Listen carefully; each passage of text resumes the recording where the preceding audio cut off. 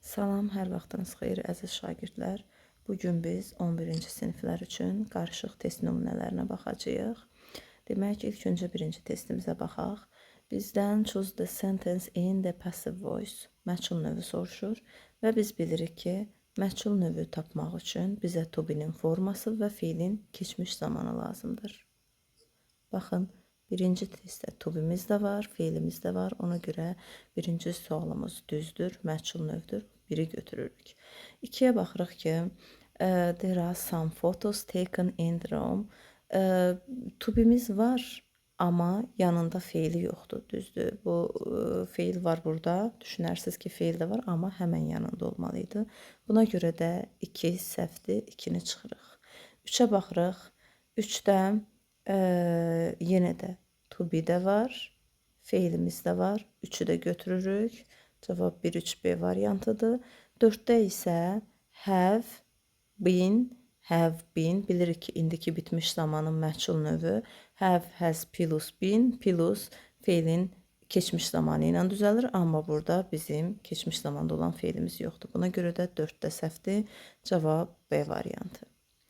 İkinci testə baxırıq. Bizdən düzgün cümləni soruşur. Physics and maths are my favorite subjects. Demək, bir doğrudur. Bu agreement mövzusudur, mübtəda xəbər uzlaşması. Biz bilirik ki, elm və fən adları sayılmayan isimdir və mübtədamız sayılmayan isim olarsa, xəbərimiz tək olar. Amma onu da bilirik ki, əgər iki sayılmayan isim and bağlayıcısı ilə bağlanıbsa, bu zaman xəbərimiz cəm olmalıdır. Buna görə bir doğrudur. 2-yə baxırıq. Və WH-lərdən sonra gələn apostrofis ya is, ya has olar. Amma baxırıq ki, bizim isimimiz scissors cəmdir. Buna görə də bu where is yox, və ya are olmalıydı. Və buna görə 2 səhvdir. 3-ə baxırıq. His friends love helps. Əgər cümləmiz yiyəlik haldadırsa, biz yiyəlik halda olan cümlənin xəbərini apostrofisdən sonraki sözə görə veririk. Love sayılmayan isimdir, uncountable noundur.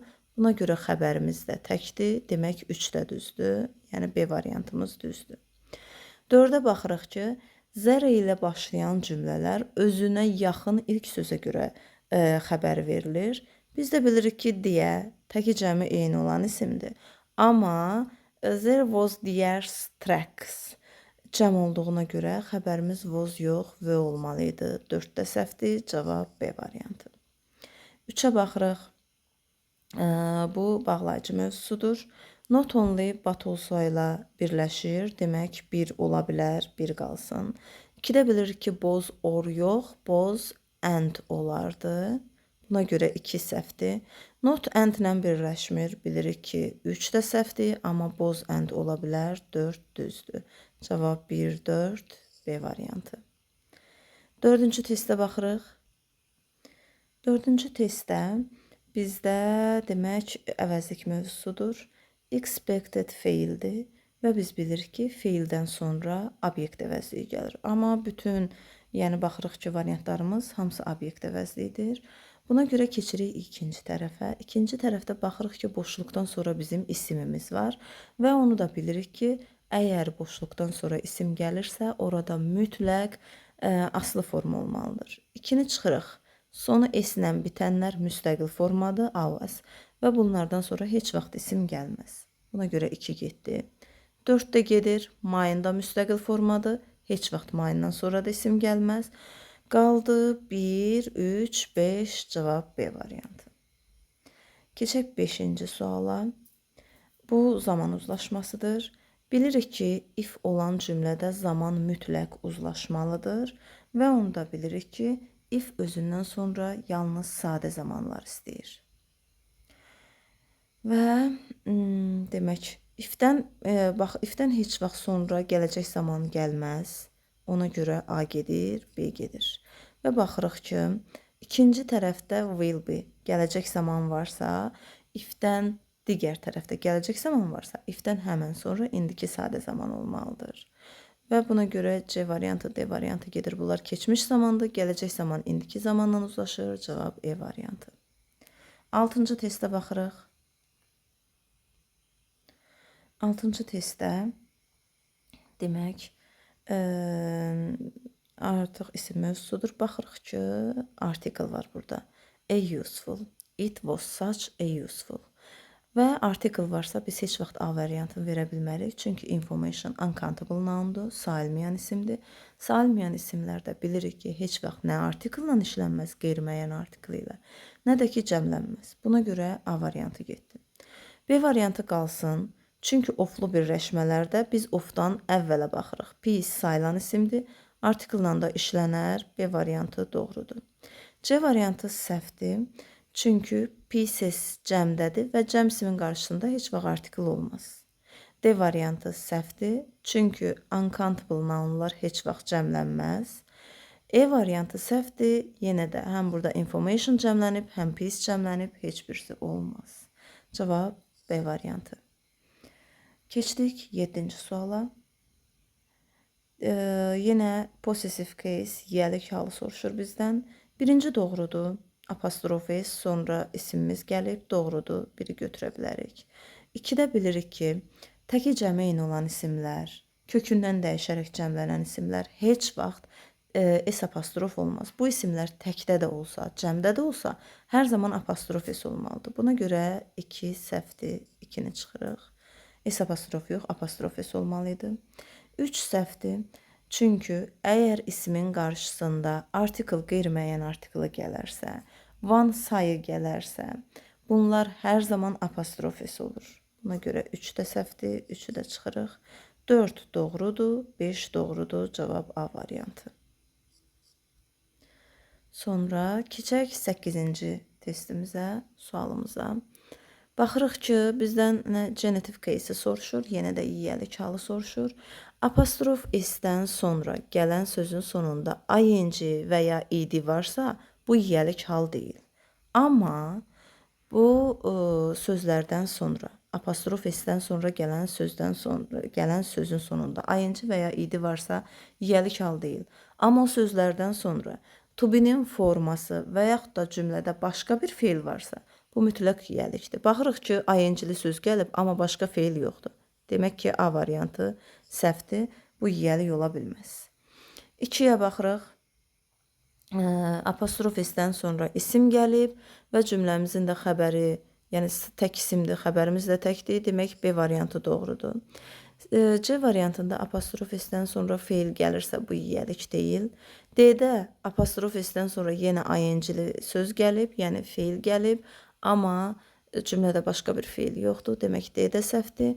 E variantı WH-lərdən sonra sual əvəzliklərindən, ümumiyyətcə əvəzliklərdən sonra apostrof S gələrsə, bu yiyəlik deyil. Cavab B variantı. 9-a baxaq. Yenə bizdən genitive case soruşur. Bu yiyəlik hal deməkdir. Possessive case, genitive case hər ikisi yiyəlik hal deməkdir. Baxaq. Demək, Mr. Green is... Əgər bilirik ki, bir əşya və ya şəxs 2 nəfərə aiddirsə, yiyəlik sonuncuya qoyulur.